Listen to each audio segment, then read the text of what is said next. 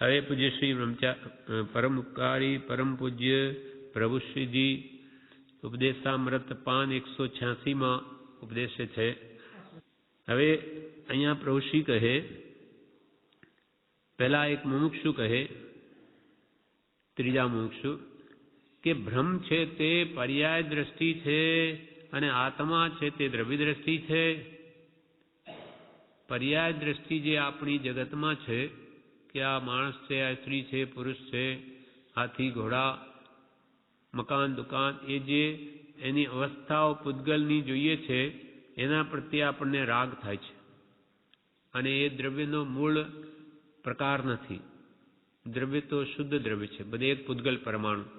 એટલે આ જે બધું ભ્રમ છે, ભ્રમ એટલે એ આકારથી આપણે ભ્રમિત થઈ જઈએ છીએ, મોહ પામીએ છીએ. પણ એ આપણને પર્યાય દેખાય છે એટલે આપણને મોહ થાય છે. દ્રવ્ય દ્રષ્ટિ નથી આપણામાં દ્રવ્ય જોવાની, અને એ જ પૂતગલ દ્રવ્યમાં પાછું આત્મદ્રવ્ય રહેલું છે. પણ જેને ભેદ પડી ગયો એવા જ્ઞાનીને દ્રવ્ય દ્રષ્ટિ પ્રગટી, એટલે એની દ્રષ્ટિ પહેલા દ્રવ્ય ઉપર જાય. પ્રભુ શ્રી કે પહેલા અમને પ્રભુ આત્મા દેખાય, કે આ બધા જુએ જાણે એ આત્મા છે તો આ બેઠા છે, નહીં તો હમણાં પડી જાય. એમ ભ્રમ છે તે પર્યાય દ્રષ્ટિ છે અને આત્મા છે તે દ્રવ્ય દ્રષ્ટિ છે. આત્મા જુએ જ્ઞાનીઓ એ દ્રવ્ય દ્રષ્ટિ છે, મૂળ દ્રવ્યને જુએ છે. આત્માના ઉપયોગ માટે દ્રવ્ય દ્રષ્ટિ ઉપયોગી છે. આત્માનો ઉપયોગ જ્ઞાન દર્શનમય રાગદ્વેષથી રહિત એ પ્રગટાવવા માટે, એટલે કે રાગ દ્વેષ ઘટાડવા માટે દ્રવ્ય દ્રષ્ટિ ઉપયોગી છે. દ્રવ્ય દ્રષ્ટિ કાર્યકારી છે. આત્મા સર્વ આત્મામાં સમદ્રષ્ટિ દો, બધા મારા જેવા શુદ્ધ આત્મા છે એવી દ્રષ્ટિ દો તો કે તમારા રાગદ્વેષ ઘટે. આત્માના ઉપયોગ માટે દ્રવ્ય દ્રષ્ટિ ઉપયોગી છે. બીજે ન જોતા આત્મા તરફ દ્રષ્ટિ કરાવી તે દ્રવ્ય દ્રષ્ટિ થઈ અને તે કરાવી. બીજે ન જોતા, બીજાઓમાં શરીર કે રૂપાદિ ન જોતા આત્મદ્રષ્ટિ તરફ આપણો લક્ષ્ય કરાવ્યો, એ જ દ્રવ્ય દ્રષ્ટિ. જ્ઞાનીઓ કે તમે આત્મા જુઓ, પોતે જોયો અને બીજાને કરાવ્યો. એમ ત્રીજા મુમુક્ષુ બોલ્યા. હવે પ્રભુ શ્રી કહે, જ્ઞાનીએ જોયો છે યોગ્યતાની ખામી છે, ત્યાં દ્રષ્ટિની ભૂલ છે તે ફરી નથી. જ્ઞાનીએ તો જોયો છે આત્માને, એટલે એની તો દ્રવ્ય દ્રષ્ટિ છે, પણ બીજા સંસારી જીવોમાં યોગ્યતાની ખામી છે. હજુ દ્રવ્ય દ્રષ્ટિથી સર્વમાં આત્મા જોવાની યોગ્યતા આવી નથી. યોગ્યતાની ખામી છે, ત્યાં દ્રષ્ટિની ભૂલ છે, જોવામાં ભૂલ છે. આત્મા છે જ, પણ એને હવે પૂજ્ય શ્રી પ્રભુશ્રીજીના ઉપદેશામૃતમાં પાનું 186 પ્રભુશ્રી કહે, જ્ઞાનીએ જોયો છે આત્મા યોગ્યતાની ખામી છે, ત્યાં દ્રષ્ટિની ભૂલ છે તે ફરી નથી.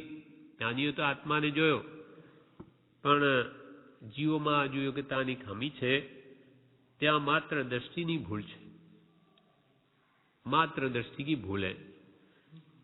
એ ભૂલ જો નીકળીને દ્રવ્ય દ્રષ્ટિ થઈ જાય તો બીજાને આત્માને પણ જ્ઞાન થઈ શકે, પણ તે ફરી નથી. એ દ્રષ્ટિ ફરી નથી. બીજાની નહીં પણ જ્ઞાનીની દ્રષ્ટિ.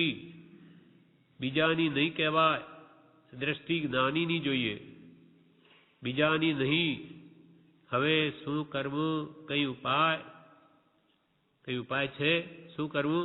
બહુ વાત કરી, કોઈની ઉત્થાપી નથી, મરજાદ રાખીને વાત કરી. ત્યારે ચોથો મુમુક્ષુ કહે, કૃપાનાથે આપને હથેલીમાં બ્રહ્મ લખીને બતાવ્યું છે.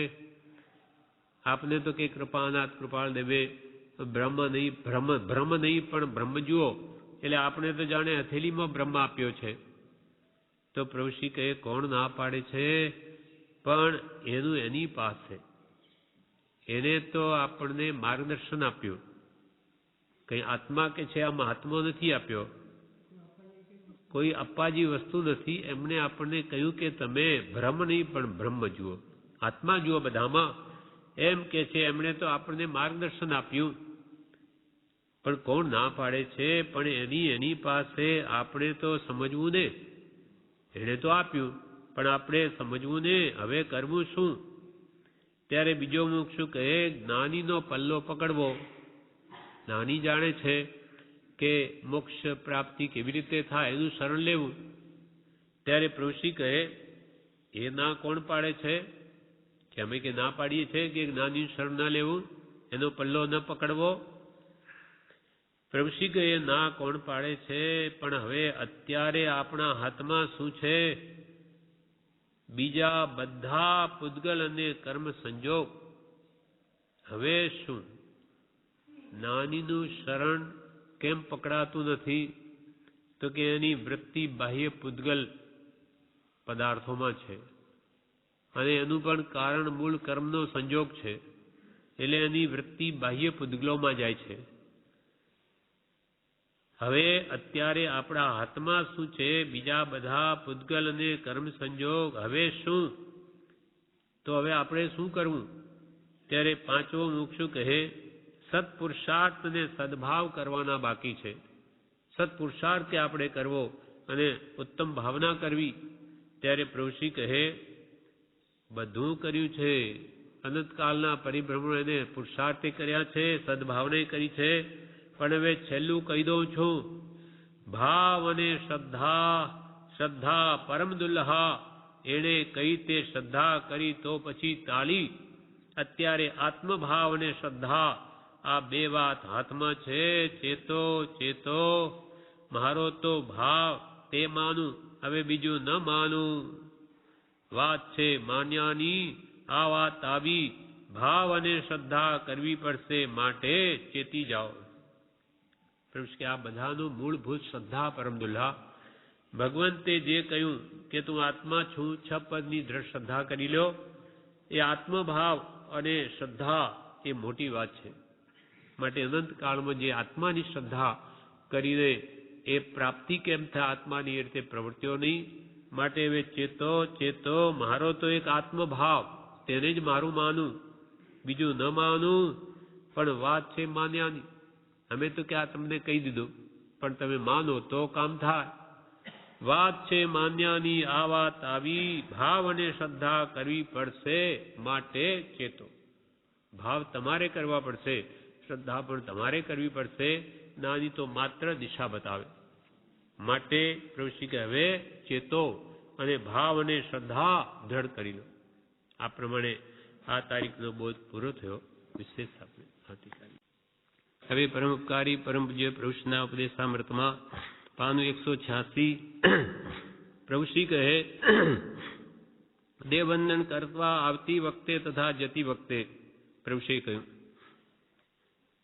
આત્મા છે તે જ્ઞાનીએ જાણ્યો છે. નાના મોટા બાઈ ભાઈ બધાઓને આ દેવવંદન કરવા જેવું છે. આ દેવવંદન તો પ્રતિક્રમણ જેવું છે. જીવને ખબર નથી આવું ક્યાંથી મળે. પ્રભુ શ્રી કે આત્મા છે તે નિત્ય છે, જે કરતા નિજ કર્મ છે. ભોગતા વળી મોક્ષ છે, મોક્ષોપાય સુધર્મ. આત્મા નામનો પદાર્થ જગતમાં છે જ. જડ ચેતનાત્મક વિશ્વ છે. આ દેખાય છે તે બધું જડ, અને દેખનાર તે ચેતન. ચેતન જો ન હોય તો આ જળની શું સ્થિતિ? બધું જ જડ, કોઈ કિનારે ન મળે. એટલે જે કંઈ પણ કિંમત છે આ જળની, તે ચેતન કરે છે. સ્વપર પ્રકાશક ચેતન છે, એટલે કિંમત તો ચેતનની છે. આત્માથી સૌ હીન. આત્મા ન હોય તો આ જળની શું કિંમત? પુરુષ કે આત્મા છે, પણ તે જ્ઞાનીએ જાણ્યો છે. અરૂપી એવો આત્મા આ ચર્મ ચક્ષુ ગોચર નથી, ચામડાની આગથી ન દેખાય. પણ જ્ઞાની પુરુષો એને આત્માને પોતાના જ્ઞાન વડે અનુભવ્યો છે. આત્મા છે તે જ્ઞાનીએ જાણ્યો છે. નાના મોટા બાઈ ભાઈ બધાને આ દેવવંદન કરવા જેવું છે. આમાં સતદેવ, સદગુરુ, સદધર્મ અને સત્શાસ્ત્ર બધાની સ્તુતિ આવી છે. તે કહે છે આ તો પ્રભુ રોજ કરવા જેવું છે. આ દેવવંદન તો પ્રતિક્રમણ જેવું છે. ભગવાનની સ્તુતિથી અંતરમાં અત્યંત ઉલ્લાસ ભાવ આવી અને ઘણી બળવાન કર્મની નિર્જરા થઈ શકે છે. આ દેવવંદન તો પ્રતિક્રમણ જેવું છે. સાંજે જેમ પ્રતિક્રમણ કરે તેમ કે જો ભાવથી કરે તો એટલો લાભ થાય. પણ જીવને ખબર નથી. જીવને ખબર નથી આવું ક્યાંથી મળે. હવે પરમોપકારી પરમ પૂજ્ય પ્રભુશ્રીજી ઉપદેશામૃતમાં પાનું 186 પરમ કૃપાલદેવનો પત્રાંક છે 249 નું વાંચન. ઓમ નમઃ. તારીખ 21/11/35 સવારના કૃપાલદેવનો પત્ર. કરાળ કાળ હોવાથી જીવને જ્યાં વૃત્તિની સ્થિતિ કરવી જોઈએ ત્યાં તે કરી શકતો નથી. એવો ભયંકર દુષ્મકાલ વર્તે છે. એટલે જીવને જ્યાં વૃત્તિની સ્થિતિ કરવી જોઈએ ત્યાં નથી કરી શકતો. એટલે કૃપાલદેવે કહેલું કે તેવું સ્થાન ક્યાં છે કે જ્યાં જઈને રહીએ? એવા સંતો ક્યાં છે કે દશામાં બેસી તેનું પોષણ પામીએ? ત્યારે હવે કેમ કરવું? આવા ભયંકર કલયુગમાં કંઈ આત્મા આરાધના કરવાનું કોઈ સ્થાન દેખાતું નથી. અને એવા સંતો દેખાતા નથી કે જેના આશ્રયમાં રહીને નિરંતર આત્મચિંતન ધ્યાનમાં લીન રહીએ. તો એ કેમ કરવું? તે પ્રભુશ્રી આપણા માટે એમના નિમિત્તે આશ્રમ બની ગયો, તેવું સ્થાન બની ગયું, સમાધિનું થાણું થાપ્યું. અને જ્યાં નિરંતર સત્સંગ ભક્તિ સિવાય બીજું કંઈ છે જ નહીં. માત્ર આ જ ધંધો, જેમ વેપારીઓને ધંધો જ આપણો આ ધંધો, સવારથી સાંજ સુધી એક જ કામ કરવાનું. આવું આખા વિશ્વમાં નથી, ક્યાંય નથી કે જેને 10 કલાક ક્યાંય ભક્તિના પ્રોગ્રામો જ થતા હોય, બીજું કંઈ ન હોય. એવું કોઈ તીર્થ પણ નથી. બધા ઘણા તીર્થો છે, પણ ત્યાં જઈએ ભગવાનના મંદિરમાં ત્યાં સુધી શાંતિ, અને બહાર આવ્યા ધર્મશાળામાં તો ખાવા પીવાની વાતો.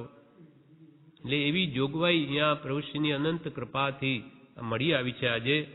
એટલે અહીંયા આત્મકલ્યાણ જેને કરવું હોય તેને માટે તો એક નંબરનું છે.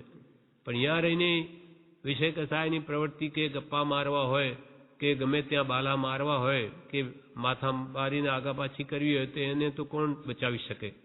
બાકી જેને આરાધના કરવી હોય તેના માટે આનાથી સર્વોત્કૃષ્ટ સ્થાન એકે નથી.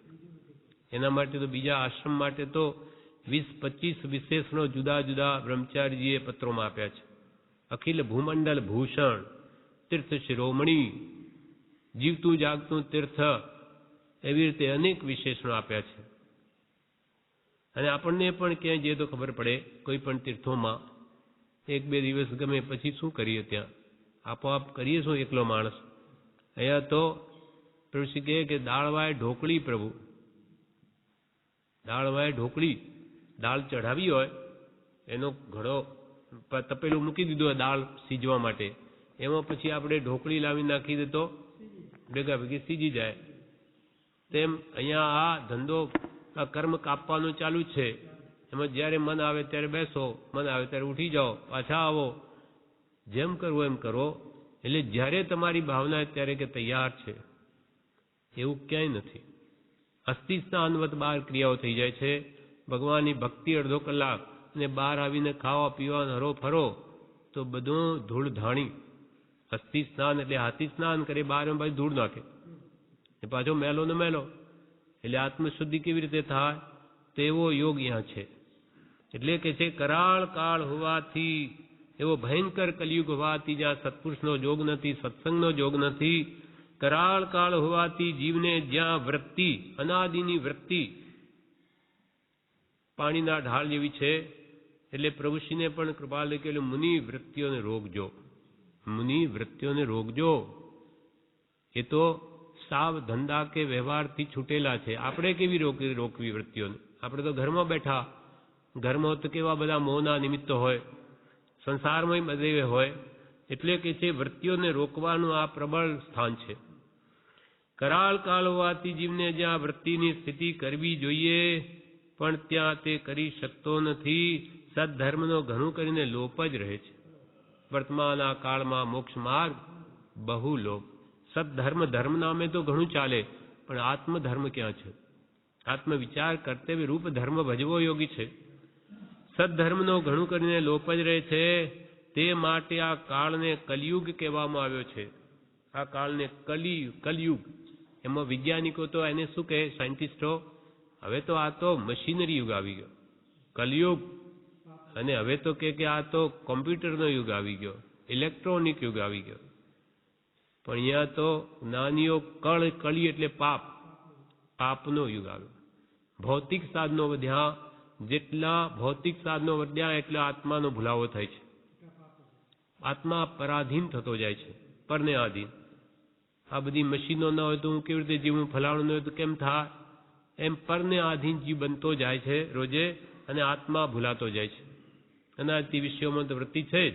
હવે આવા નવા સાધનો બતાવે કે ત્યાં જગતના આ સાધનોમાં આત્મા ભૂલી જવાય છે. તે માટે આ કાળને કલયુગ કહેવામાં આવે છે, પાપનો યુગ છે. સુખ નથી, પણ જે સુખ અંદર દુઃખ વસે સો સુખ બી દુઃખરૂપ. સદધર્મનો જોગ સત્પુરુષ વિના હોય નહીં.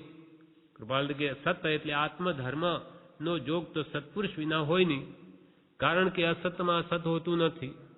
સત્પુરુષો તો ઘણા હજી કહેવાય, જ્ઞાનીઓ, પણ અસત હોય, જેને આત્મા પ્રાપ્ત ન હોય તો ત્યાં સત કેમ કહેવાય?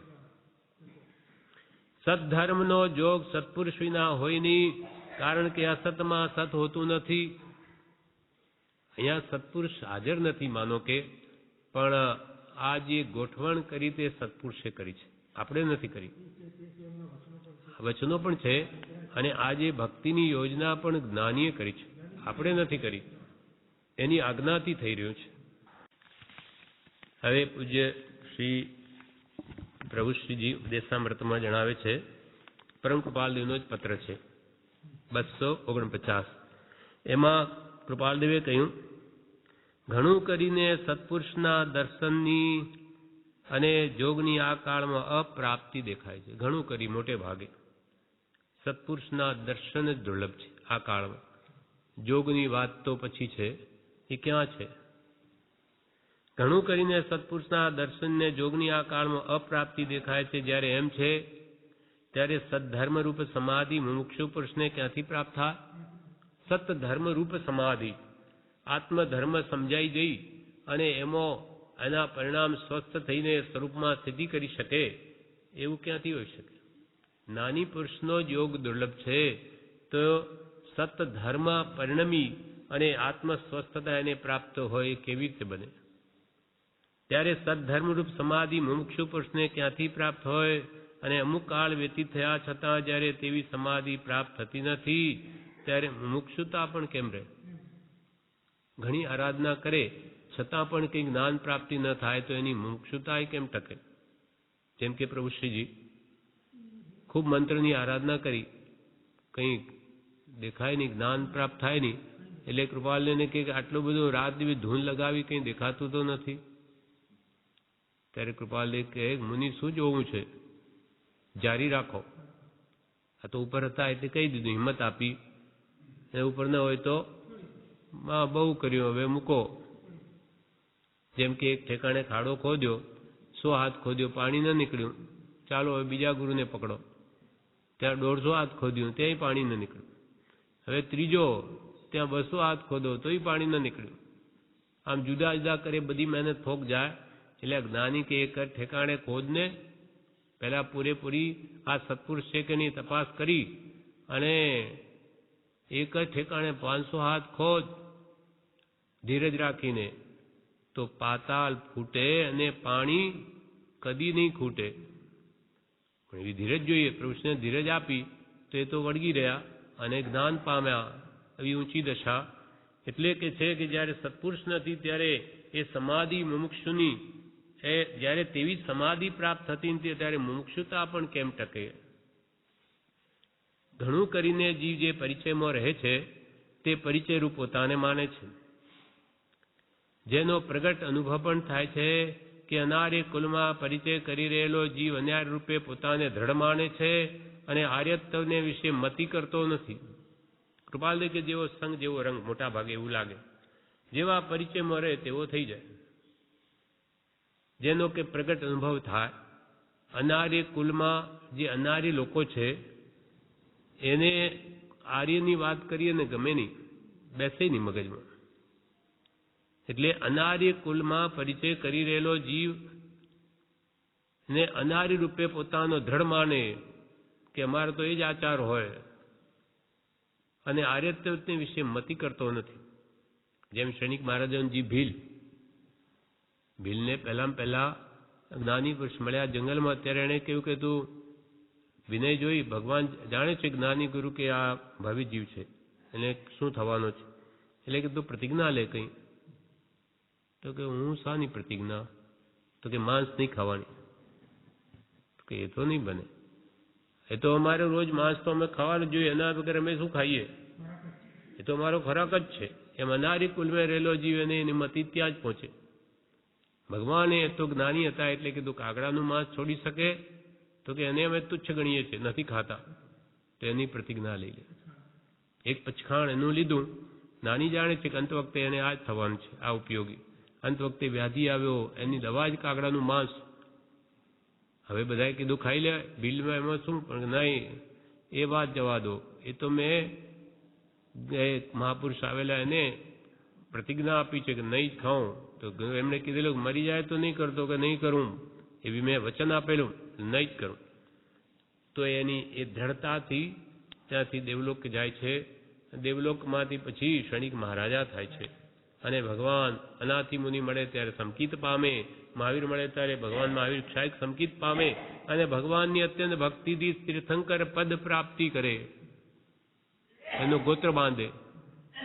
તો આ પરિચયમાં આવ્યો જ્ઞાની પુરુષના, તો કેવો લાભ થઈ ગયો. નહીં તો અનાર્ય કુલમાં પરિચય કરી રહેલો જીવ અનાર્ય રૂપે પોતાને ધડ માને છે અને આર્યત્વને વિશે મતિ કરતો નથી.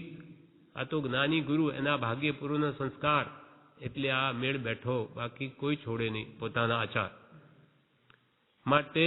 મોટા એટલે કહ્યું કે આર્ય ક્ષેત્રે જન્મ, ઉચ્ચ કુલમાં જન્મ એક-એકથી અતિ દુર્લભ છે. કેમ કે જે કુલમાં જન્મ્યો તે પૂરું પોતાને માને. અહીંયા આપણે આ ધર્મ માનીએ, પણ અહીંયા રહેનારા બી બીજા કામ કરનારાઓ તો એ તો પોતાના ગુરુ એને જ માને. અમારે તો ભગવાન પેલા શંકર, અમારા ભગવાન. અહીંયા જોઈએ તો એમને તો એ જ યાદ આવે ને કહીએ કે ભાઈ તમે આ રહો છો તો નહીં, અમારા ભગવાન તો શંકર મહાદેવ, છૂટતું જ નથી. એમ સતપુરુના કેટલા સંસ્કાર હોય ત્યારે સતવાતનો મેળ બેઠે ને સમજાય, દ્રઢ થાય, નહીં તો ગળે જ ન ઉતરે. માટે મોટા પુરુષોએ અને તેને લઈને અમે એવો દ્રઢ નિશ્ચય કર્યો છે કે જીવને સત્સંગ એ જ મોક્ષનું પરમ સાધન છે.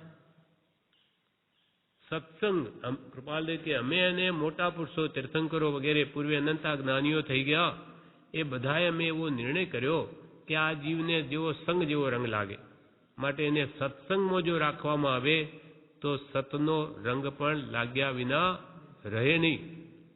એટલે કે છે કે અહીંયા કોઈ આવે, બ્રહ્મચારીજીએ કહ્યું કે કલ્યાણ કરવાની ભાવના ન હોય, કદી પણ વિકલ્પી નહીં હોય કલ્યાણ શું, એને પણ કલ્યાણ કરવાનો ભાવ થઈ જાય. તો આત્માનું હિત તો આપણે કરવું જોઈએ, નહીં તો આવા દુઃખ છે સંસારમાં, ક્યાં જઈશું? સત્સંગનો એને અસર થઈ જાય. કુસંગની અસર થાય, સત્સંગની કેમ ન થાય? માટે મોટા પુરુષોએ અને તેને લઈને અમે કૃપાલે કે એવો દ્રઢ નિશ્ચય કર્યો છે કે જીવને સત્સંગ એ જ મોક્ષનું પરમ સાધન, ઉત્કૃષ્ટ સાધન, સૌથી પહેલામાં પહેલો કરવાયું, સૌથી સહેલામાં સહેલો અને ઠેર 12મા ગુણસ્થાન જ્ઞાન સુધી ભગવાનના વચનો અવલંબન આવશ્યક છે. વળી કૃપાલે કહે પોતાની સન્માર્ગને વિશે યોગ્યતા જેવી છે તેવી યોગ્યતા ધરાવનાર પુરુષોનો સંગ તે સત્સંગ કયો છે. એક સરખા વિચારવાળા, એક ગુરુના આશ્રય બધા ભેગા થાય તે સત્સંગ કયો. મોટા પુરુષના સંગમાં નિવાસ છે તેને અમે પરમ સત્સંગ કહીએ છીએ. નાની પુરુષનો સમાગમ એને અમે પરમ સત્સંગ કહીએ છીએ, કારણ એના જેવું કોઈ હિતસ્વી સાધના જગતમાં અમે જોયું નથી અને સાંભળ્યું નથી. સત્સંગ જેવું કે પરમ સત્સંગ જેવું આત્માને હિતકારી સાધન હવે મેં જગતમાં કોઈ જોયું નથી અને સાંભળ્યું પણ નથી. પૂર્વે થઈ ગયેલા મોટા પુરુષનું ચિંતન કલ્યાણકારક છે, તથાપી સ્વરૂપ સ્થિતિનું કારણ હોઈ શકતું નથી, કારણ કે જીવે શું કરવું તે તેવા સ્મરણથી નથી સમજાતું. પ્રત્યક્ષ જોગે વગર સમજાવે પણ સ્વરૂપ સ્થિતિ થવી સંભવિત માનીએ છીએ અને તેથી એમ નિશ્ચય થાય છે કે તે જોગનું અને તે પ્રત્યક્ષ ચિંતનનું ફળ મોક્ષ હોય છે. કારણ કે મૂર્તિમાન મોક્ષ તે સત્પુરુષ છે. પૂર્વે થઈ ગયેલા તીર્થંકરો ઘણા થઈ ગયા, નાની મોટા છે, પણ એનું ચિંતન કરવાથી આજે આપણે શું કરવું એ સમજાતું નથી. પણ પ્રત્યક્ષ સત્પુરુષ હોય અથવા જે આજે આપણે પ્રત્યક્ષ જોઈએ, પણ જઈએ ક્યાં, કેવી રીતે ઓળખી શકીએ? એટલે કૃપાલદેવ જે નિકટ ભૂતકાળમાં થયેલા આ કાળના જીવોને શું ઉપયોગી એ બધું કહી ગયા. એટલે એમને પ્રત્યક્ષ પુરુષ જે હોય અથવા આત્મા જેને પ્રગટ એવા નિકટ ભૂતકાળમાં થયેલા કૃપાળુદેવ જે આપણા જીવનને બતાવી શકે તે પૂર્વે થઈ ગયેલા તીર્થંકરો ન બતાવી શકે. કેમ કે તે જ સમયના જીવો સરળ હતા, ભદ્રિક હતા, આપણા જેવા કપટી માયાવી નહોતા. કૃપાલદેવ કે 300-400 માયા કપટ બહુ વધી ગયું છે. તો આજે આ જીવોને શું વિશેષ ઉપયોગી અથવા ટૂંકું આયુષ્ય જેમ થતું જાય એમને શું આપવું જોઈએ કે ટૂંકામાં એમના આત્મહિત કરી લે, એ બધું વર્તમાનમાં જ્ઞાનીઓ તે જ બતાવી શકે. આ વાત અહીંયા વિશેષ સ્પષ્ટ હજુ આગળ કરે છે, જે આપણે આવતીકાલે લઈશું. હવે પરમકારી પરમ પૂજ્ય પ્રભુશ્રીજીના ઉપદેશામૃતમાં પાનું 187 તેમાં કૃપાળદેવનો જ પત્ર 249 નું વાંચન ચાલે. તેમાં કૃપાલદેવે કહ્યું, પ્રભુશ્રી આગળ, પૂર્વે થઈ ગયેલા મોટા પુરુષનું ચિંતન કલ્યાણકારક છે, તથાપી સ્વરૂપ સ્થિતિનું કારણ હોઈ શકતું નથી. કારણ કે જીવે શું કરવું તે તેવા સ્મરણથી નથી સમજાતું. પ્રત્યક્ષ જોગે વગર સમજાવીએ પણ સ્વરૂપ સ્થિતિ સંભવિત માનીએ છીએ, અને તેથી એમ નિશ્ચય થાય છે કે તે જોગનું અને તે પ્રત્યક્ષ ચિંતનનું ફળ મોક્ષ હોય છે. કારણ કે મૂર્તિમાન મોક્ષ તે સત્પુરુષ છે. મૂર્તિમાન મોક્ષ તે સત્પુરુષ છે. પૂર્વે થઈ ગયેલા મોટા પુરુષો, મોટા એટલે સર્વજ્ઞો, તીર્થંકરો, સંપૂર્ણ આત્મસ્થિતિને પામેલા એ પુરુષોનું ચિંતન કલ્યાણકારક છે. એમાં કોઈ પાપ નથી. જેમ કે શાસ્ત્રમાં માર્ગ કયો છે, પણ મર્મ તો સત્પુરુષના અંતરાત્મામાં રહ્યો છે. તે મોટા પુરુષો તીર્થંકરો થઈ ગયા, એનું ચિંતન કલ્યાણકારક છે, તથાપી સ્વરૂપ સ્થિતિનું કારણ થઈ શકતું નથી. આજે આપણે આપણા સહજાત્મ સ્વરૂપમાં સ્થિતિ કરવી છે, એનું કારણ તે ખાસ નથી બનતું. કેમ કે ભગવાન આપણામાં કયા દોષો છે કહેવા ના આવે.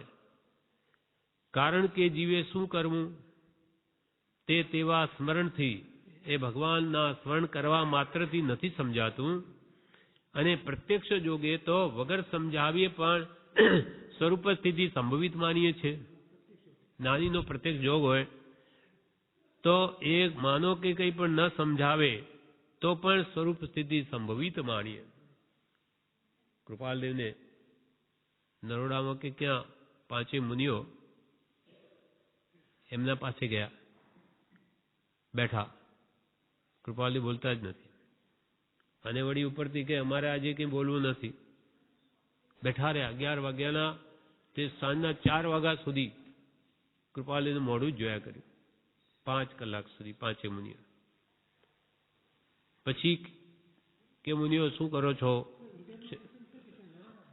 ઈડર કે નરોડા મને ખ્યાલ નહીં, પૂરું નામ યાદ નથી, પણ ક્યાંય પણ એ બેઠા છે કે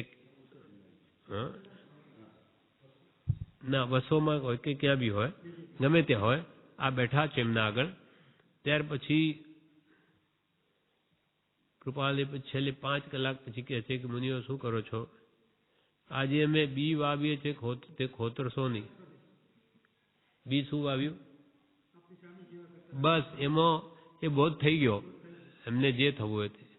જે એમને વિતરાગ પુરુષોની મન વચન કાયની ચેષ્ટા અજ્ઞાની કરતા સાવ જુદી હોય, એટલે ચેષ્ટાઓ જ બોધ આપે, બોલ્યા વગર.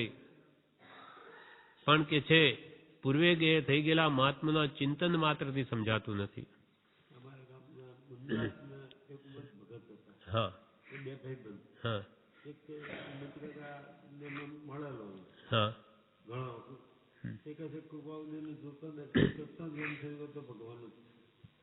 કૃપાલદેવને જોતા જ કેમ થયું કે આ તો ભગવાન જ છે. હા, પ્રભુશ્રીને પણ અહીંયા જે માણેકજી શેઠ આવ્યા પહેલા ત્યારે પ્રભુશ્રીને પહેલા તો વખાણ સાંભળેલા, પણ જોતા જ થયું કે આ તો ભગવાન છે. એમ એ વિતરાગ મુદ્રા જ બોધ આપે, એ રાગી જીવોના મોઢામાં આવે જ નહીં. એ કામ કરે. અને આ મોઢું છે તો આપણા અંતર્ભાવનું પ્રતિબિંબ છે. અંદરમાં શું એ મોઢા પર દેખાય. રાગ મોહ હોય તો એ છાનો ન રહે મોઢા પર, તો મોઢા પર જ ખીલે. અને માયા કરવા જોઈએ તો એ છેવટે છૂપે નહીં, બહાર આવ્યા વગર નહીં રહે, મોડે વેલે સમજાય જ.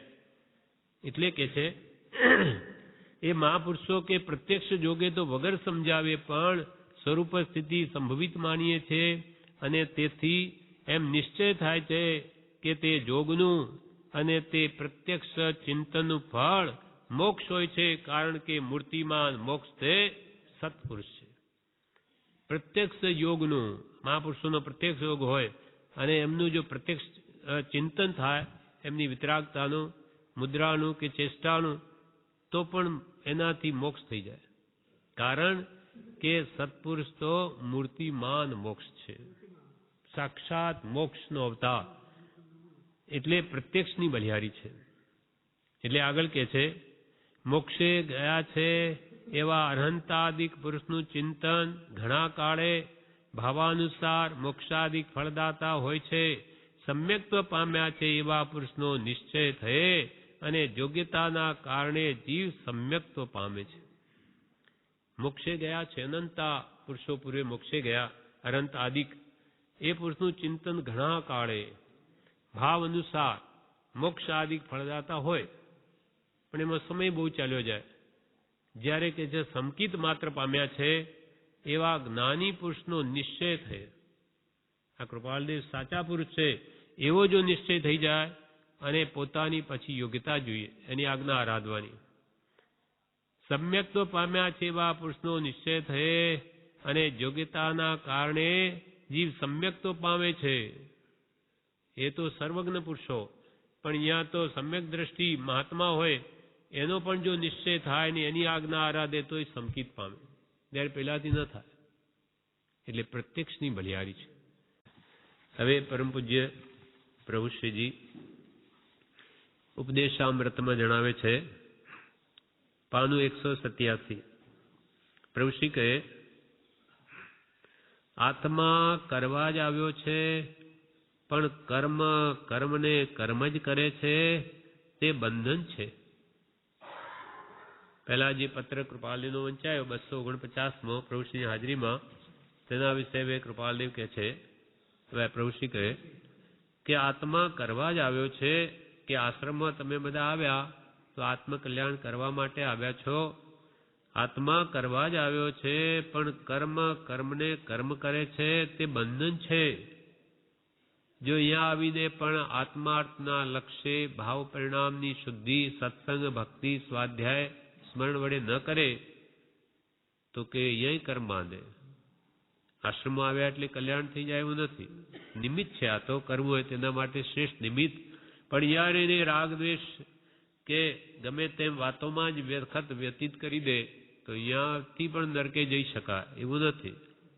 અહીંયા તો કૂતરાય રહે, રખાય રહે, બધાય રહે.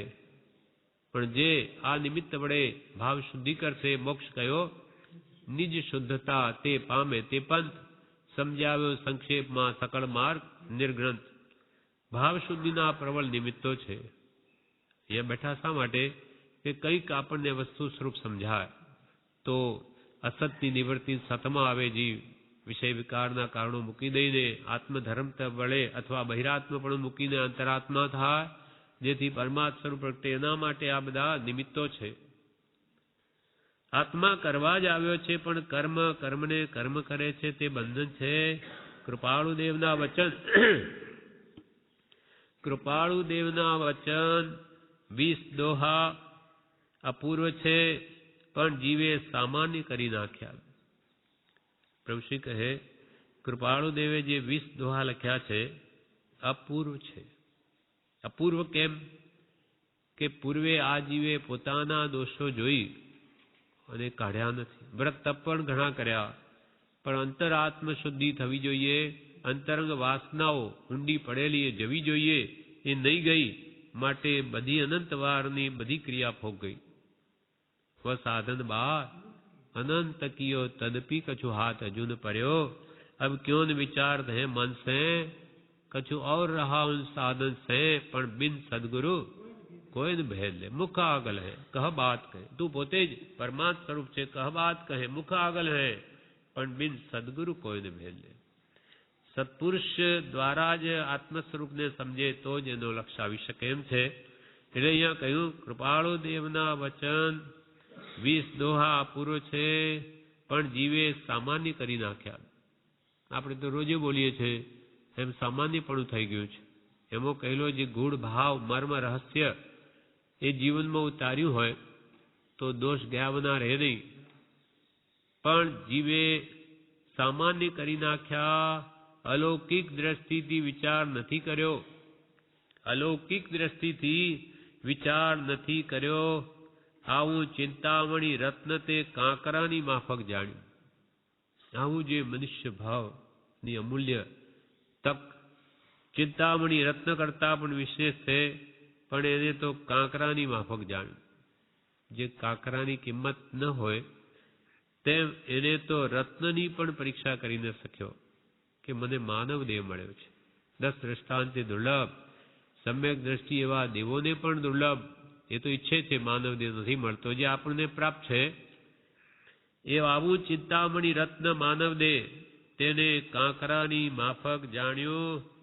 આ વચન કૃપાળુદેવની કૃપાથી મળેલા 20 દોહા આત્મભાવથી બોલવાના છે, અને ઉપયોગમાં રહે તો કર્મની કોડ ખપે છે. આ વચન પ્રભુ શ્રી કે આ વચન કૃપાળુદેવના જે 249માં પત્રમાં વાંચ્યા, આ વચન કૃપાળુ દેવની કૃપાથી મળેલા છે. 20 દોહા આત્મભાવથી બોલવાના છે. અંતરના આત્મભાવનાથી એકાગ્ર ચિત્ત વૃત્તિ કરી અને બોલવાના છે, અને ઉપયોગમાં રહે તો કર્મની કોડ ખપે છે. જેમાં કહેલો હું તો દોષ અનંતનું કે ભક્તિ માર્ગ પ્રવેશ નહીં વગેરે જે બધા 40 દોષો એમાં કહ્યા, એ જો એને લક્ષ્યમાં રહે તો કે છે કર્મની કોડ ખપે છે. કરોડો કર્મ ખપી જાય, ખૂબ પશ્ચાતાપ થાય ને મેં આવા પાપ કર્યા. પશ્ચાતાપ એ પાપને નિવર્તવાનો એક શ્રેષ્ઠ ઉપાય છે. પૂર્વે કરેલા પાપો એને કેવી રીતે કાઢવા, એટલે પ્રતિક્રમણ શા માટે યોજ્યું? પ્રતિ એટલે પાછા, કર્મને હટવું, પાપથી પાછા હટવું. અજ્ઞાનવશ પાપો થઈ ગયા, હવે એનું શું? તો કે એને પશ્ચાતાપ નિવારો, અને ખરા પશ્ચાતાપ ખરો થયો હોય તો પછી ભવિષ્યમાં એવા દોષ થવા ન જોઈએ. તો પૂર્વના પાપો ઘટી જઈ કે મટી જઈ, અપકર્ષણ ઉત્કર્ષણ અથવા સંક્રમણ પણ થઈ જાય, પાપના દલિયા પણ નિરૂપણ થઈ જાય, જેવા ભાવની જેવી તરતમતા. એટલે કે છે જો એ ભાવ એમાં 20 દોહામાં કયા ઉપયોગમાં રહે તો કર્મની કોડ ખપે છે. 20 દોહાની એક ગાથા ઋષિ બોલ્યા, પ્રભુ પ્રભુ લય લાગી નહીં, પડ્યો ન સદગુરુ પાય, દીઠા નહીં નિજ દોષ તો તરીએ કોણ ઉપાય. પ્રભુ પ્રભુ લય લાગી નહીં, પડ્યો ન સદગુરુ પાય, દીઠા નહીં નિજ દોષ તો તરીએ કોણ ઉપાય. પ્રભુ પ્રભુ લય લાગી નહીં, આપણા અંતરમાં આ થવું જોઈએ. બીજા સંકલ્પ વિકલ્પ સંસારના આખો દાડો અંદર ચાલ્યા કરે, મન નવરું ન રહે. એ કંઈ ને કંઈ સારો ખોરાક સારા વિચારો ના આપીએ તો ખરાબ કરવાનું જ છે. નિર્વિકલ્પ જો 48 મિનિટ રહે તો કેવળ નાદ ઉપજે. માટે સંકલ્પ વિકલ્પ જીવ કર્યા જ કરે છે, એનાથી કર્મબંધ થયા જ કરે છે, ભાવ મરણ થાય છે. એટલે પ્રભુ પ્રભુની લય લાગી જ નહીં આ જીવને અંતરથી. પડ્યો ને સદગુરુ પાય, સતગુરુ, સત જે આત્મા જેને પ્રાપ્ત છે એવા પ્રાપ્ત પુરુષના ચરણમાં હું પડ્યો નહીં, એટલે કે એનો આશ્રય લીધો નહીં, એનું શરણ લીધું નહીં. અને દીઠા નહીં નિજ દોષ, પોતાના મેં દોષ જોયા નહીં, બીજાના જ જોયા. જોવા જોઈએ પોતાના, બીજાથી આપણને કોઈ ફાયદો નથી, અથવા બીજાના દોષથી હવે પરમ ઉપકારી પરમ પૂજ્ય પ્રભુશ્રીજી ઉપદેશામૃતમાં કહે, આ સવાલ નીકળ્યો તેમાં ઉપયોગ આવી જાય તો કોટી કર્મ ખપી જાય. કાલે આ ગાથા હતી હે પ્રભુની કે પ્રભુ પ્રભુ લય લાગી નહીં પડ્યો સદગુરુ પાય દીઠાની નિજ દોષ તો તરીએ કોણ ઉપાય. હે ભગવંત, મેં મારા દોષ જ જોયા નહીં તો કયા ઉપાય તરીશ. એટલે કે પ્રભુશ્રી કે પ્રભુ આ સવાલ નીકળ્યો પોતાના દોષ જોવાનો. હવે તેમાં ઉપયોગ આવી જાય તો કોટી કર્મ ખપી જાય. પોતાના દોષ જોવામાં જીવ લાગી જાય તો દોષો ઓળખાય અને પછી નિવારે તો કરોડો કર્મનો ભૂસાડીઓ થઈ જાય. ઓળખ્યા સવાય તો કાઢે કેવી રીતે? દીઠા નહીં નિજ દોષ, પોતાના દોષ દેખાય નહીં તો શું દૂર કરે? પણ જે સ્વદોષ દેખવા માટે પ્રયત્ન કરે તો ધ્યાનમાં આવે. આ સવાલ નીકળ્યો તેમાં ઉપયોગ આવી જાય તો કોટી કર્મ ખપી જાય. આ ભાવના ઈચ્છા કરે તો બીજી માઠી ગતિનો નાશ તે દેવની ગતિ થાય. કે પોતાના દોષ જેવામાં જો લાગી જાય તો બીજી માઠી ગતિનો નાશ થઈ બધા દોષો જવા માંડે અને ઉર્ધ્વ ગતિ પામે એટલે દેવગતિ થાય. આવું છે તે સામાન્યમાં ને લૌકિકમાં કાઢી નાખ્યું. આવી વાત પોતાના દોષ જોવાની મહાપુરુષોએ કહી ત્યારે કે એને તો સામાન્યમાં કાઢી નાખ્યું. રોજે બોલીએ જ છે ને આપણે, એ પ્રભુ એમાં શું? દીઠા નહીં નિજ દોષ તો તરીએ કોણ ઉપાય. શું તો એ તો કે ખબર નહીં, આપણે તો જ્ઞાની કે એટલે બોલ્યા કરવું. એમ પ્રભુશ્રીએ બધું સામાન્યમાં કાઢી નાખ્યું, પણ એ નિમિત્તે પોતાના દોષ જોયા નહીં તો કયા ઉપાય તરીશ. પ્રભુશ્રી કે આવું છે, ભગવંતે તો આવું બધું કહ્યું, પોતાના દોષ જોવા માટે 20 દોહા કહ્યા, તે સામાન્યમાં ને લૌકિકમાં કાઢી નાખ્યું. આ સંભળાતું હશે? પ્રભુશ્રી કહે આપણને આ મેં કહીએ છે તે સંભળાતું હશે? ત્યારે મુમુક્ષુ કહે હા સંભળાય છે. પ્રભુશ્રી કહે બધાને સંભળાય છે? ત્યારે બીજો મુમુક્ષુ કહે બધાને ક્યાંથી સંભળાય? જેને સંભળાય તેને સંભળાય. એટલે આપણે જાણીએ સાંભળીએ, પણ ખરું સાંભળ્યું કોને કહેવાય? કે જે ભગવંતની વાણી સાંભળી અને તે અનુસાર આ પોતાના દોષ જુએ, કાઢે, આત્માની શુદ્ધિ કરે તો એને સાંભળ્યું કહેવાય. બાકી એ સાંભળ્યું નહીં સાંભળ્યા બરાબર છે. એટલે પ્રભુશ્રી કે બધાને સંભળાય છે કે અમે શું કહ્યું? ત્યારે મોક્ષ કહે પ્રભુ બધાને ક્યાંથી સંભળાય? જેને સંભળાય તેને સંભળાય. ત્યારે પ્રભુશ્રી કહે કહેવાનું કારણ શ્રવણ થવું જોઈએ. અમે આ કહીએ છીએ, બોલીએ છીએ તે તમને સંભળાવવું જોઈએ, અર્થાત તે પ્રમાણે જીવનમાં ઉતારવું જોઈએ. અમે કહીએ એમ કરવું જોઈએ તો તમે સાંભળ્યું કહેવાય. પ્રભુશ્રી કહે કહેવાનું કારણ શ્રવણ થવું જોઈએ. મોટાની વાત કહેવાની થઈ, વસ્તુ આવી છે અને કામ આ કરે છે. મોટાની વાત કહેવાની થઈ, મોટાઓએ તે વાત કરી દીધી મહાપુરુષોએ, પણ વસ્તુ તો આવી અતિ ઉત્તમ અને કામ આ કરે છે. કામ તો એને જે કરતો એ જ કરે. સાંભળો છો? અહીં આવીને તો પુણ્યના દળિયા બંધાય. કે સત્પુરુષની વાણી કાનમાં પડે પુણ્યના ઢગલા બંધાય. પ્રભુ કે અહીંયા તો આશ્રમમાં પ્રભુ બોલ્યા એકવાર ઉપદેશમાં કે પ્રભુ અહીંયા તો રોજે કરોડોની કમાણી, રોજે કરોડોની કમાણી. પણ પ્રભુ લાખ 2 લાખ હોય તો દેખાય, પણ આ દેખાય આ તો ભક્તના ભાવ છે. ભાવથી કોટી કર્મની નિર્જરા છે. આવા ઉત્તમ બલવાન નિમિત્તો છે અહીંયા, પણ દેખાય કઈ નહીં. ફરી એક ઠેકાણે પ્રભુ કે 50 રૂપિયા મળતા હોય તો પ્રભુ મુંબઈ સુધી દોડી જાય તે જમાનામાં. આજે 500,000 મળતા હોય તો ભાગે કે 5,000, પણ જ્યાં એનો પ્રેમ છે ત્યાં દોડે છે. પણ અહીંયા રોજે કોટી કર્મનો ક્ષય થાય, અનંતા ભવો હજારો કપાઈ જાય, એનો એને વિશ્વાસ નથી. કહેવાનું કારણ શ્રવણ થવું જોઈએ. મોટાની વાત કહેવાની થઈ વસ્તુ આવી છે અને કામ આ કરે છે. સાંભળો છો? અહીં આવીને તો પુણ્યના દળિયા બંધા વિતરાગ માર્ગમાં અને તેની વાણીમાં તો જરા રજ ન સમાય તેવું છે. વિતરાગની વાણીમાં જરા પણ રજ ન સમાય. જેમ આંખમાં પણ એક ધૂળનો કણ પડ્યો હોય તો ખૂંચ ખૂંચ થયા કરે. તો આ દોષો અહીંયા ખૂંચવા જોઈએ આપણને રજની જેમ. વિતરાગ માર્ગમાં અને તેની વાણીમાં તો જરા રજ ન સમાય તેવું છે, પણ તેની વાણીનું પારખું હોય છે. એટલે જીન વાણીને પણ પરીક્ષા કરવી જોઈએ. પણ તેની વાણીનું પારખું હોય છે.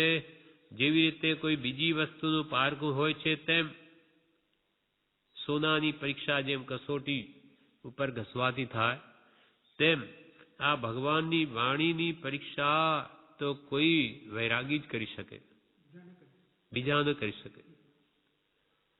હવે આ મનુષ્ય ભાવ હાથમાંથી જતો રહ્યો તો પછી પત્તો ન લાગે.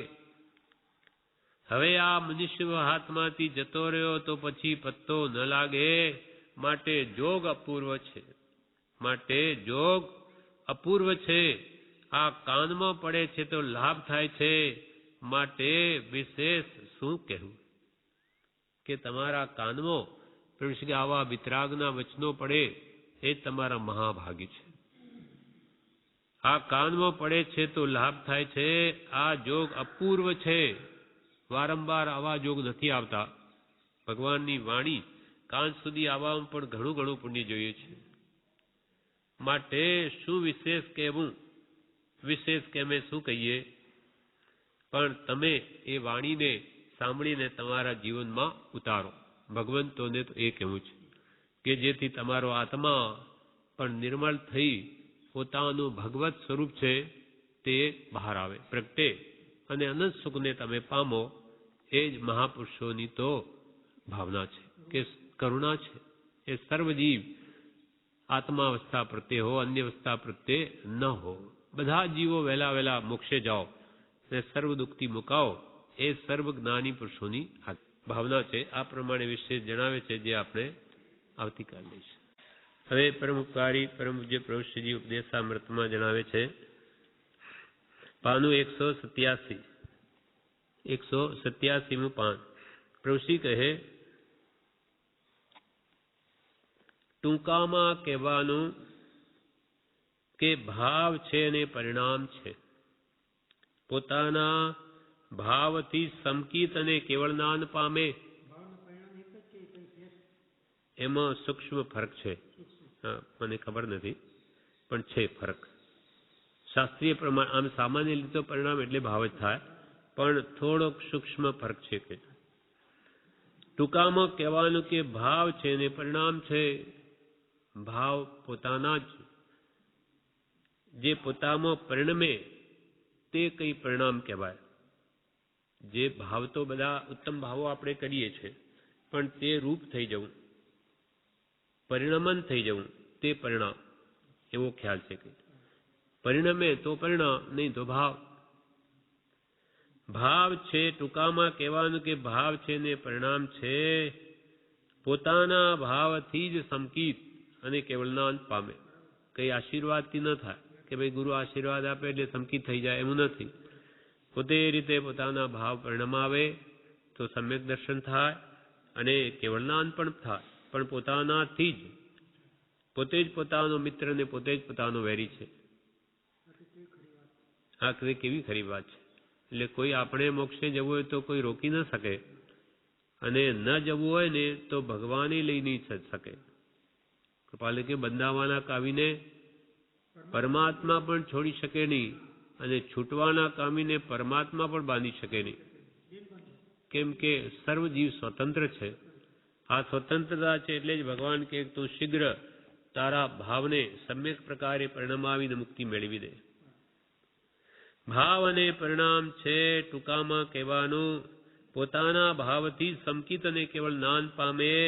અનંતા કાળથી ઓઘા મોપત્તિ મમ જપ તપ વગેરે સાધન કર્યા તો તેના ફળ મળ્યા, નિંદા નથી કરવી.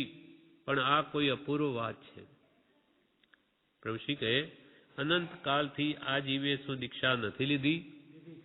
ચારિત્ર પાળ્યા, અનંત વાર જીન દીક્ષા એટલે ઉઘા મોપત્તી જપ કર્યા, તપ વગેરે સાધન કર્યા, તેના ફળ મળ્યા.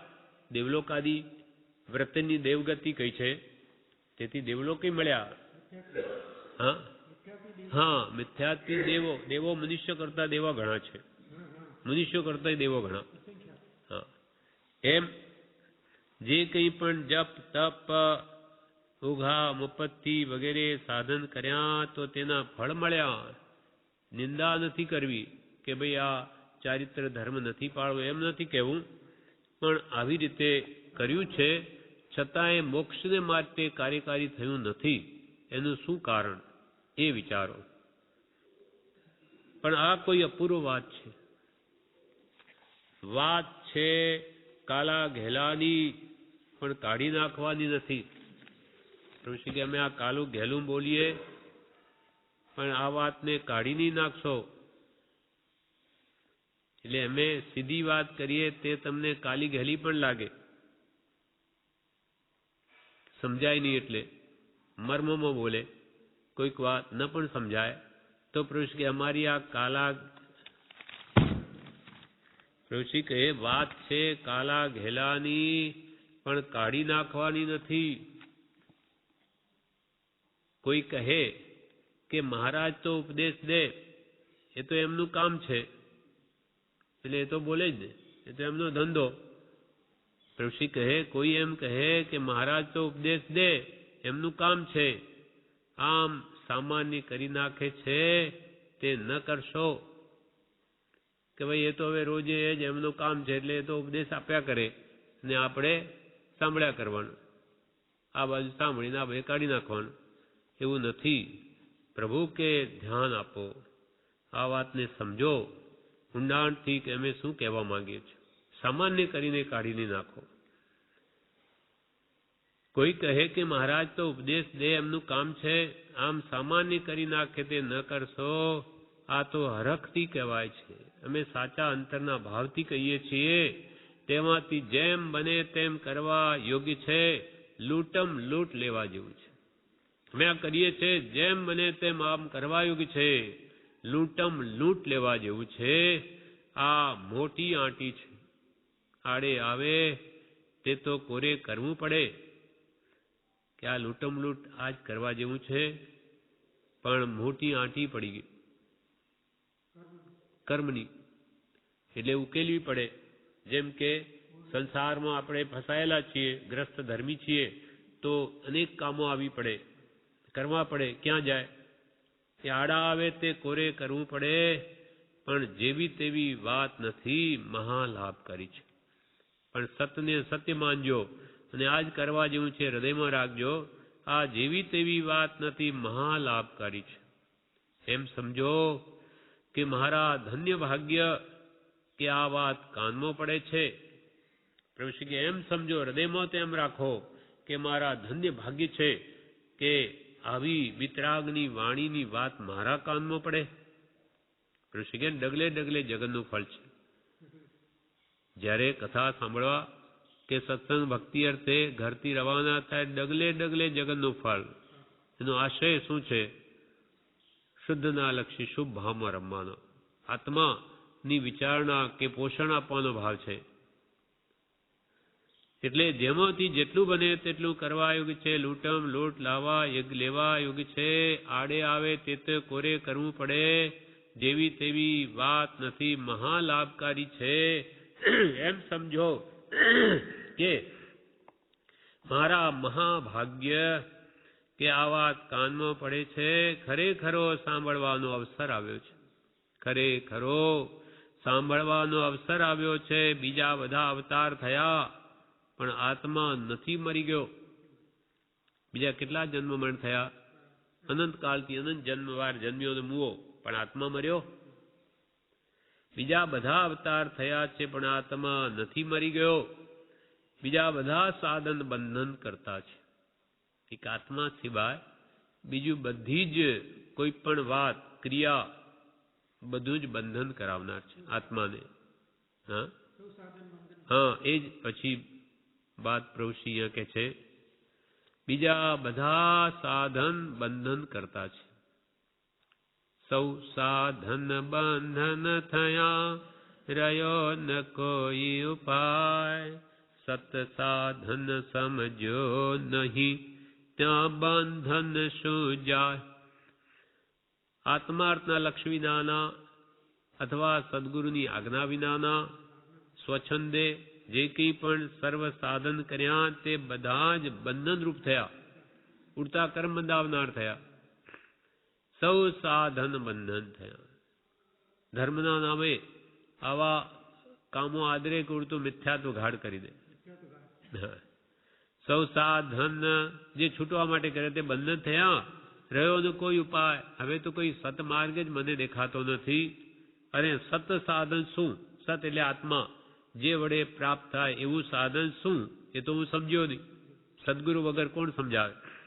સત સાધન સમજો નહીં તો ત્યાં બંધન શું જાય? તો કર્મોના બંધન કેવી રીતે જાય?